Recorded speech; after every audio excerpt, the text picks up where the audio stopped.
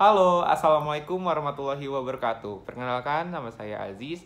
Saya dari Fakultas Ekonomi dan Bisnis Prodi Manajemen Universitas Pancasakti, Bekasi. Pada kesempatan kali ini, saya ingin mempresentasikan hasil tugas saya dalam memenuhi ujian akhir semester 3 dalam mata kuliah Ekonomi Manajerial yang diampu oleh Ibu Wina Sariko Sumaning Tias, SIP, SEMM. Dalam materi yang saya akan paparkan adalah beberapa materi tentang pasar oligopoli dan juga arsitektur perusahaan dan juga beberapa pasar dunia maya. Oke, tanpa membuang waktu, mari kita membahas materinya. Terima kasih.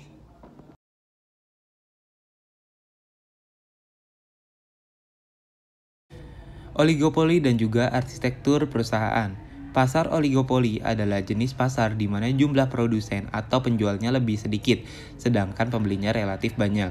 Oleh sebab itu, pasar ini dikatakan juga sebagai pasar dengan persaingan tidak sempurna. Jumlah produsen dan konsumen yang tidak seimbang, bahkan bisa dibilang memiliki gap tinggi sangat berpengaruh terhadap harga pasar.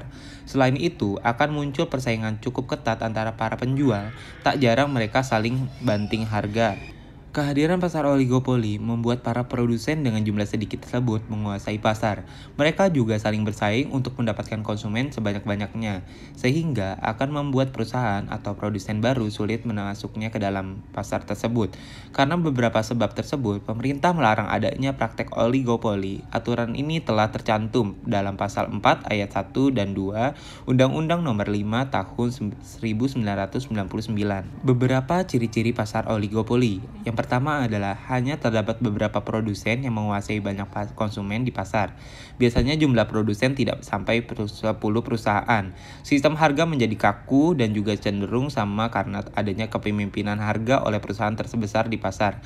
Memiliki kurva permintaan dengan elastisitas silang yang relatif tinggi, setiap perusahaan cenderung memberlakukan harga pasar yang umum. Promosi dan inovasi merupakan strategi yang sangat penting. Promosi melalui iklan atau media dilakukan secara intens. Biasanya perusahaan lain atau baru sulit memasuki pasar oligopoli yang sudah eksis. Kelebihan dari pasar oligopoli, persaingan yang ketat menjadikan setiap perusahaan sangat mengupayakan inovasi dan juga menjaga kualitas terbaiknya. Harga produk menjadi lebih sesuai dengan keinginan konsumen karena persaingan antara produsen yang ketat membuat masing-masing produsen tidak mau mematok harga terlalu tinggi. Ketiga, meskipun tidak banyak, tetapi setidaknya konsumen punya beberapa pilihan merek yang sesuai dengan keinginannya. Yang terakhir adalah kegiatan produksi menjadi lebih efektif. Contoh pasar oligopoli, yang pertama adalah industri semen, industri kendaraan bermotor, rokok, layanan telekomunikasi, dan juga jasa penerbangan. Berikutnya adalah kekurangan pasar oligopoli. Yang pertama adalah produsen membutuhkan biaya serta strategi promosi yang cukup besar. Sering terjadi perang banting harga antara produsen dan juga memikat lebih banyak konsumen. Yang terakhir adalah adanya persaingan ketat di dalam pasar membuat produsen baru sangat sulit untuk masuk, mengikuti bahkan bertahan di sana. Jenis-jenis pasar oligopoli. Yang pertama adalah pasar oligopoli terdiferensiasi. Artinya dari kata terdiferensiasi adalah dapat dibedakan, sehingga dalam jenis pasar oligopoli ini, produk yang dijual oleh produsen bisa dibedakan. Misalnya harga yang ditawarkan jauh berbeda antara produsen satu dengan lainnya.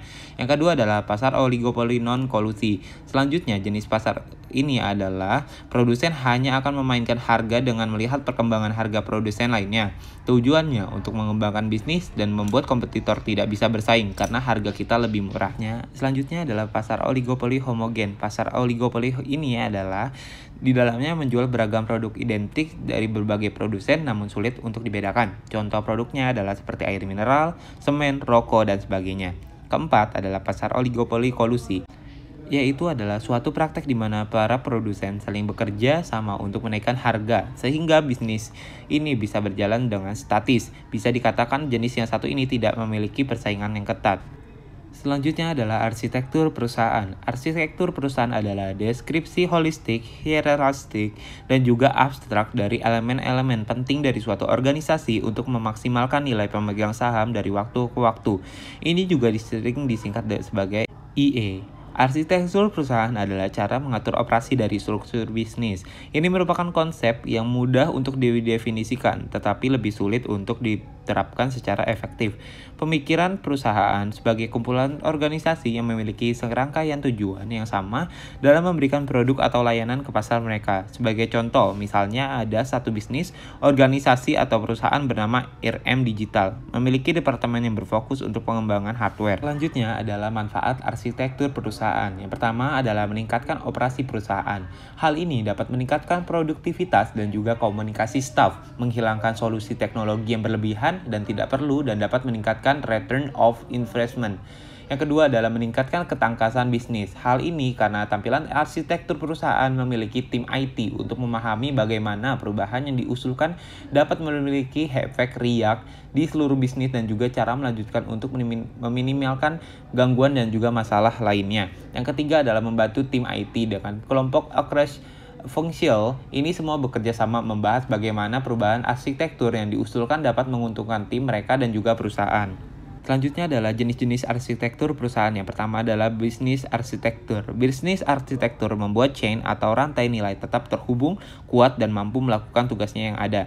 Yang kedua adalah application arsitektur, yaitu adalah transposisi logika bisnis menjadi aplikasi fungsional menjadi lebih lazim di lingkungan bisnis yang didorong oleh teknologi saat ini.